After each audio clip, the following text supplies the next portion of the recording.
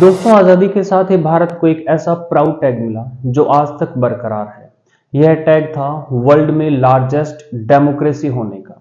1947 में इंडिपेंडेंस मिलने के बाद कॉन्स्टिट्यूएंट असेंबली ने यह तय किया कि डेमोक्रेटिक फॉर्म ऑफ गवर्नमेंट द्वारा ही देश को चलाया जाएगा, यानी एक ऐसा सेटअप जहां लोग अपने ही द्वारा इलेक्ट किए गए रिप्रेजेंटेटिव को देश की पार्लियामेंट में भेजेंगे। यही रिप्रेजेंटेटिव्स देश की गवर्नमेंट भी बनाएंगे जो देश को चलाने का काम करेगी। लेकिन आखिर यह गवर्नमेंट फॉर्म कैसे होती है और इंडिया की पार्लियामेंट का बेसिक स्ट्रक्चर क्या है, या इसके हाउसेज यानी लोकसभा और राज्यसभा के बीच और इनके मेंबर्स के बीच क्या डिफरेंस है। ऐसे बहुत सारे सवाल आपके मन में भी आते होंगे जिनका जवाब ढूंढने की कोशिश हम इस वीडियो में करेंगे। आज हम भारत में पार्लियामेंट्री सेटअप के बारे में एक डिटेल डिस्कशन करने वाले हैं, जिसमें हम जानेंगे कि पार्लियामेंट फंक्शन कैसे करता है, इसका स्ट्रक्चर कैसा है और इसकी कॉम्पोजिशन कैसी है। साथ में हम पार्लियामेंट के मेंबर्स के बारे में भी जानेंगे कि कितने तरह के मेंबर्स पार्लियामेंट में होते हैं और इनके बीच क्या डिफरेंस होता है। तो इस वीडियो को लास्ट तक जरूर देखिएगा, क्योंकि यह पार्लियामेंट्री सेटअप से रिलेटेड आपका हर डाउट क्लियर कर देगी। सबसे पहले हम बात कर लेते हैं पार्लियामेंट के बेसिक स्ट्रक्चर की। उसके बारे में आर्टिकल 79 में मेंशन मिलता है। यह आर्टिकल कहता है कि यूनियन के लिए एक पार्लियामेंट होनी चाहिए। इस पार्लियामेंट में दो सेपरेट हाउसेस होंगे जिनका नाम होगा काउंसिल ऑफ स्टेट्स यानी राज्यसभा और हाउस ऑफ पीपल यानी लोकसभा। इन दोनों हाउसेज में ज्यादातर मेंबर्स इलेक्ट होकर वहीं कुछ नॉमिनेट होकर आते हैं और पार्लियामेंट में ये सब मिलकर लेजिस्लेशन करते हैं। पार्लियामेंट के सभी मेंबर्स को मेंबर ऑफ पार्लियामेंट या सांसद कहा जाता है, चाहे वो मेंबर लोकसभा का हो या राज्यसभा का। इन दोनों हाउसेज के अलावा प्रेसिडेंट भी पार्लियामेंट का एक पार्ट होता है। हालांकि प्रेसिडेंट दोनों में से किसी भी हाउस के मेंबर नहीं होते, बल्कि उन्हें एक थर्ड हाउस की तरह ही कंसीडर किया जाता है, लेकिन फिर भी वह पार्लियामेंट का इंटीग्रल पार्ट होते हैं, क्योंकि लेजिस्लेशन में प्रेसिडेंट का भी डिसीजिव रोल होता है। बात करें अगर पार्लियामेंट के फंक्शन की, तो यह मल्टीपल फंक्शंस परफॉर्म करती है। सबसे पहले इसका काम होता है एग्जीक्यूटिव रिस्पॉन्सिबिलिटी का। इसमें कंट्री का पॉलिटिकल और फाइनेंशियल कंट्रोल पार्लियामेंट के हाथ में होता है। सेंट्रल लेवल पर लेजिस्लेशन यानी लॉ मेकिंग का काम भी पार्लियामेंट ही करती है, जिसके लिए एक बिल ड्राफ्ट करने के बाद उसे दोनों हाउसेस से पास किया जाता है और फिर प्रेसिडेंट की असेंट के बाद यह बिल एक्ट बन जाता है। इसके अलावा एडमिनिस्ट्रेटिव अकाउंटेबिलिटी भी पार्लियामेंट का बेहद इंपॉर्टेंट फंक्शन है। एडमिनिस्ट्रेटिव अकाउंटेबिलिटी का मतलब है जो एडमिनिस्ट्रेशन कंट्री को रन करने का काम कर रहा है उस पर नजर रखना, ताकि एडमिनिस्ट्रेशन अच्छे से चले। पार्लियामेंट में आने वाले मेंबर्स लोगों द्वारा इलेक्ट होकर आते हैं, इसलिए उनका काम है कि जिन्होंने उनको अलग किया है उनको वह पार्लियामेंट में, जिन्होंने उनको इलेक्ट किया है पार्लियामेंट में उनको रिप्रेजेंट करे, साथ ही उनकी प्रॉब्लम्स को और ग्रीवेंस को पार्लियामेंट में सबके सामने रखें। सिर्फ इतना ही नहीं, कॉन्स्टिट्यूशन को अमेंड करने की रिस्पॉन्सिबिलिटी भी पार्लियामेंट के पास ही होती है। इसलिए चेंजिंग सोशल सिचुएशन के हिसाब से अगर कॉन्स्टिट्यूशन को अपडेट करने की नीड हो तो वह पार्लियामेंट में ही हो सकता है। अब हम डिटेल में समझते हैं दोनों हाउसेज के कंपटीशन और स्ट्रक्चर। सबसे पहले बात कर लेते हैं लोकसभा की, जिसे house of people, lower house या टेम्परेरी हाउस भी कहा जाता है। यह वह हाउस है जहां पर मौजूद मेंबर्स देश को चलाने वाली गवर्नमेंट को फॉर्म करते हैं। सबसे पहले पूरी कंट्री में कॉन्स्टिट्यूएंसीज में जनरल इलेक्शन होते हैं। इस इलेक्शन में हर कॉन्स्टिट्यूएंसी में पार्टीज के कैंडिडेट्स और इंडिविजुअल कैंडिडेट अपना नॉमिनेशन फाइल करते हैं। इस इलेक्शन में अपना नॉमिनेशन फाइल करने के लिए इंपॉर्टेंट है कि कैंडिडेट की एज कम से कम 25 साल हो और वह भारत की किसी भी कॉन्स्टिट्यूएंसी में एज ए वोटर रजिस्टर हो। इसके बाद कॉन्स्टिट्यूएंसी के सभी एलिजिबल वोटर्स अपने पसंदीदा कैंडिडेट के लिए वोट करते हैं। जिस कैंडिडेट को मैक्सिमम वोट्स मिलते हैं वो कैंडिडेट उस कॉन्स्टिट्यूएंसी में इलेक्शन में जीत जाता है और इस तरह वो कैंडिडेट उस कॉन्स्टिट्यूएंसी का मेंबर ऑफ पार्लियामेंट या सांसद कहलाता है। इस तरह से देश की सभी कॉन्स्टिट्यूएंसी से मेंबर्स इलेक्ट होकर पार्लियामेंट में लोकसभा के मेंबर्स बन जाते हैं। लेकिन आखिर लोकसभा में ऐसे कितने मेंबर्स आते हैं, ये जानने के लिए हमें लोकसभा की कंपोजिशन के बारे में जानना होगा। लोकसभा की कंपोजिशन कॉन्स्टिट्यूशन के आर्टिकल 81 में मेंशन है और इसके अकॉर्डिंग लोकसभा में टोटल 550 मेंबर्स हो सकते हैं। इनमें से 530 मेंबर्स को डायरेक्ट इलेक्शन द्वारा सिलेक्ट किया जाता है और 20 मेंबर्स को डायरेक्ट यूनियन टेरिटरी से इलेक्ट किया जाता है। 2020 तक अगर लोकसभा में एंग्लो इंडियन कम्युनिटी का एडिक्ट रिप्रेजेंटेशन नहीं है तो एंग्लो इंडियन कम्युनिटी के मेंबर्स को भी नॉमिनेट किया जाता था, लेकिन 1/4 कॉन्स्टिट्यूशन अमेंडमेंट एक्ट 2019 के द्वारा जनवरी 2020 में इस क्लोज को रिमूव कर दिया गया। यानी अब लोकसभा में मैक्सिमम 550 मेंबर्स हो सकते हैं जो देश चलाने वाली गवर्नमेंट को फॉर्म करते हैं। मगर कैसे लोकसभा में जिस पॉलिटिकल पार्टी के सबसे ज्यादा कैंडिडेट मेंबर्स इलेक्ट होकर आते हैं, यानी जिस पॉलिटिकल पार्टी के पास हाउस में मेजोरिटी होती है, उस पार्टी के लोकसभा मेंबर्स मिलकर अपना एक लीडर चूज करते हैं। अब ये लीडर प्रेसिडेंट के सामने प्राइम मिनिस्टर बनने के लिए और गवर्नमेंट फॉर्म करने के लिए अपनी दावेदारी पेश करते हैं। अगर उस लीडर के पास हाउस के मेजोरिटी मेंबर्स का सपोर्ट होता है, यानी जितने मेंबर्स हैं उनका 50% से ज्यादा मेंबर्स का सपोर्ट है, तो प्रेसिडेंट उस लीडर को प्राइम मिनिस्टर के रूप में अपॉइंट कर देते हैं। पार्टी के पास हाउस में क्लियर मेजोरिटी अवेलेबल नहीं है तो ऐसे में प्रेसिडेंट सिंगल लार्जेस्ट पार्टी को गवर्नमेंट बनाने के लिए इनवाइट करती है।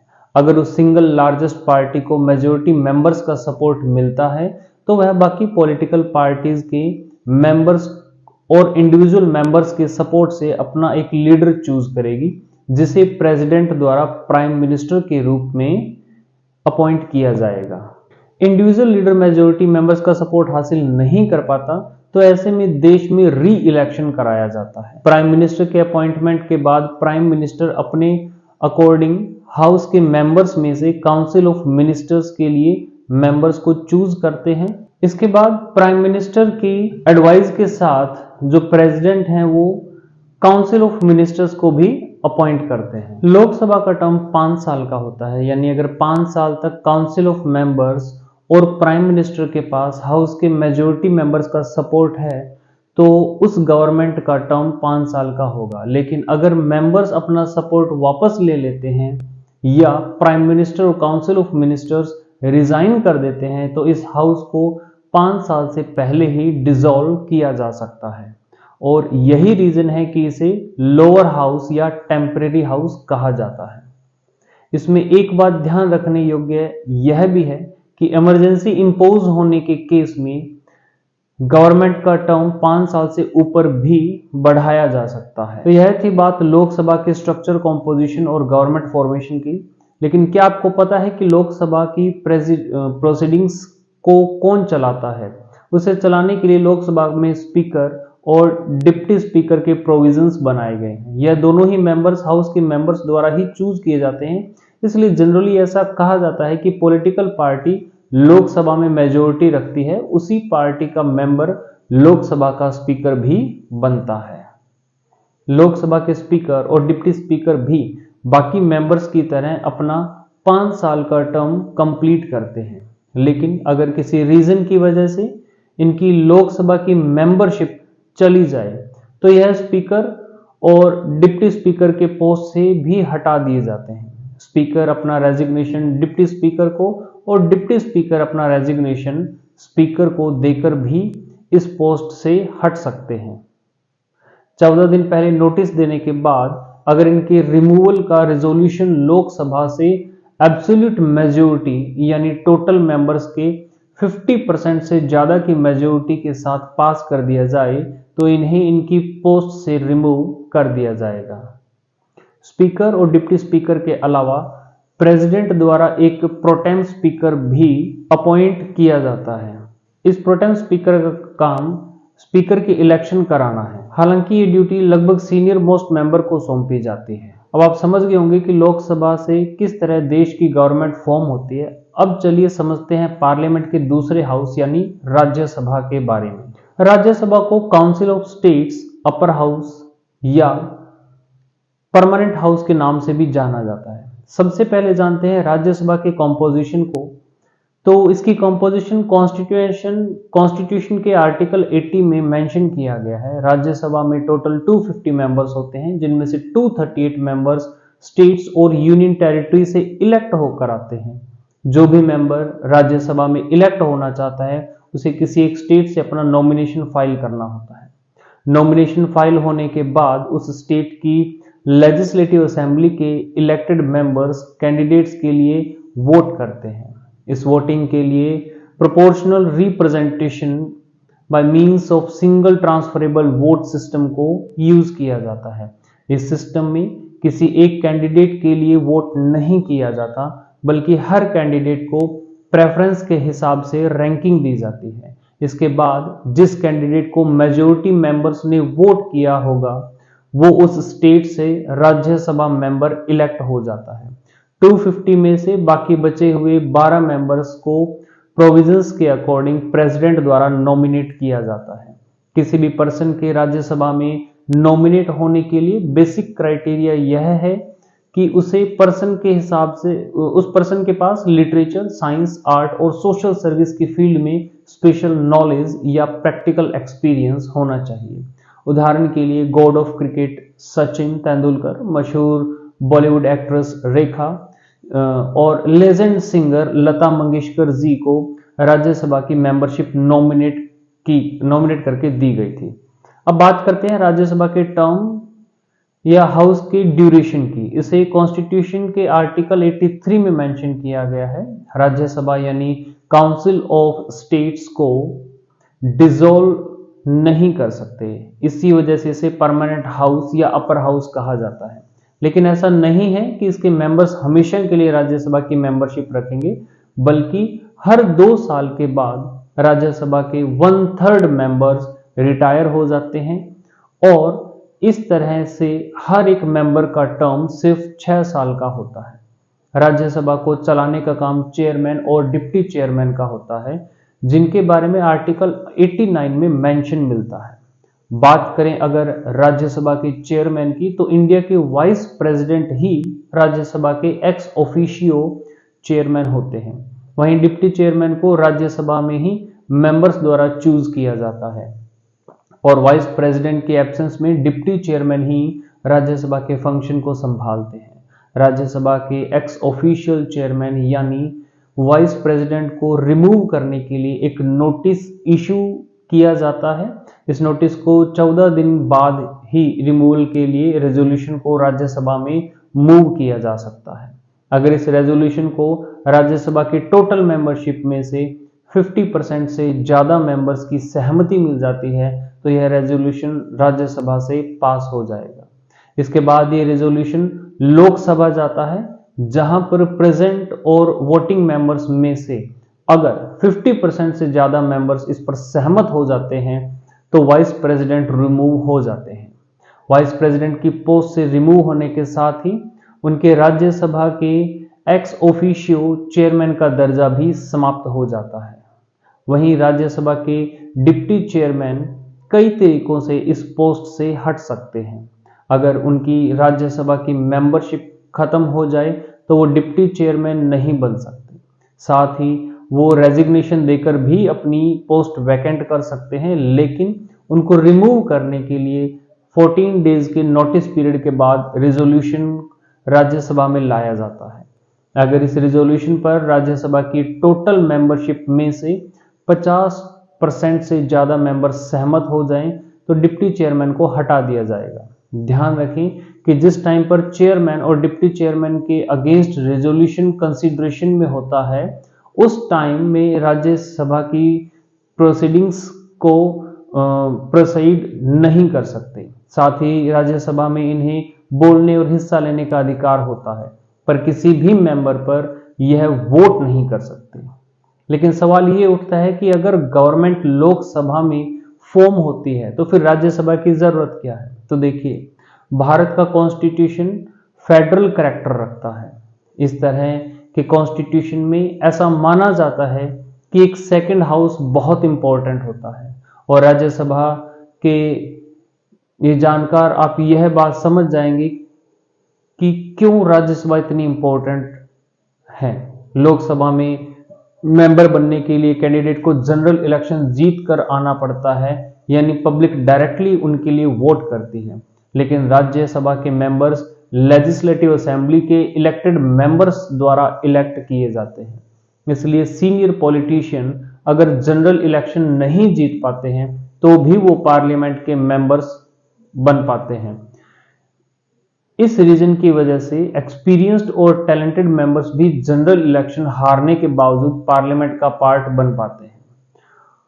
फॉर एग्जांपल, भारत के पूर्व प्रधानमंत्री मनमोहन सिंह जी ने अपनी लाइफ में सिर्फ एक जनरल इलेक्शन लड़ा था, वह भी 1999 में साउथ दिल्ली सीट से। लेकिन मनमोहन सिंह ये इलेक्शन हार गए और लोकसभा मेंबर नहीं बन पाए। इसके बाद लेकिन 2004 में वह प्राइम मिनिस्टर इसलिए बन पाए क्योंकि उन्हें असम की सीट से राज्यसभा मेंबरशिप मिली थी, वरना मनमोहन सिंह कभी भी प्राइम मिनिस्टर नहीं बन पाते।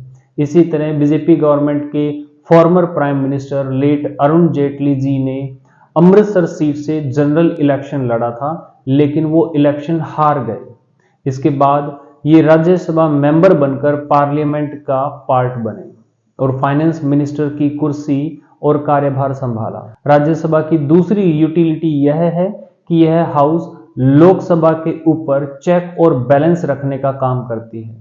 जैसा कि मैंने आपको बताया कि लोकसभा से ही गवर्नमेंट फॉर्म होती है, और इसलिए कई बार लोकसभा में ऐसे डिसीजंस लिए जा सकते हैं जो कंट्री के लिए अच्छे ना हो, लेकिन हो सकता है कि इलेक्शंस में पॉलिटिकल पार्टी को फायदा पहुंचाए। इसलिए लोकसभा के ऊपर चेक होना इंपॉर्टेंट है और ये रिस्पॉन्सिबिलिटी राज्यसभा उठाती है। इस तरह का कोई भी लेजिस्लेशन अगर लोकसभा से पास हो भी गया हो तो राज्यसभा इस लेजिस्लेशन को रोक सकती है।